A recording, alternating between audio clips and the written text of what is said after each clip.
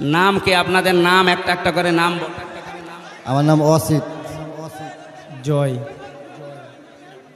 বিজয়। বৃষ্টি।